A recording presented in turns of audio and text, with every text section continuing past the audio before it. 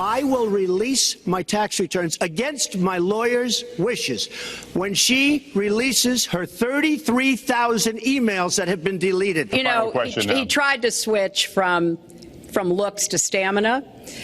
But this is a man who has called women pigs, slobs, and dogs. Well, if you wanted fireworks, you got them. The two major party nominees taking aim at each other last night, launching personal and professional attacks. More than 81 million people turned in to see Republican nominee Donald Trump and Democratic nominee Hillary Clinton face off for the first time. Yeah, the candidates took aim at the issues and, of course, made quite a few jabs at each other. Well, Fox 5 political analyst Matt Towery joining us now with a closer look at the debate. And Matt, overall, who won last night?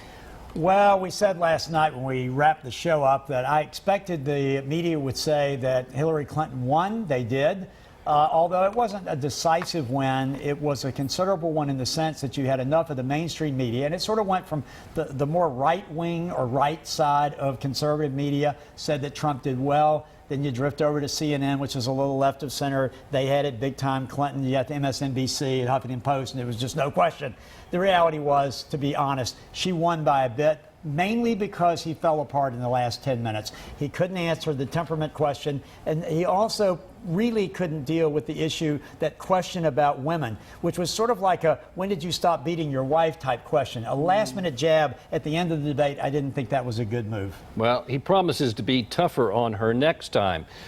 What's the ramifications of that? Well, you know, it's interesting because the next setting is a town hall setting, and sometimes it's tough to be tough on people when you've got other people around you because it makes them uncomfortable. So he's going to have a mixture of being tough and at the same time being interacting with a group of people, some of whom will like him and some of whom won't. It's going to be very interesting, but he certainly is going to amp things up. And let me just note, Hillary Clinton being so tough as she was very tough last night, that actually allows Donald Trump the opportunity to come out and be tougher this next time and not suffer the consequences.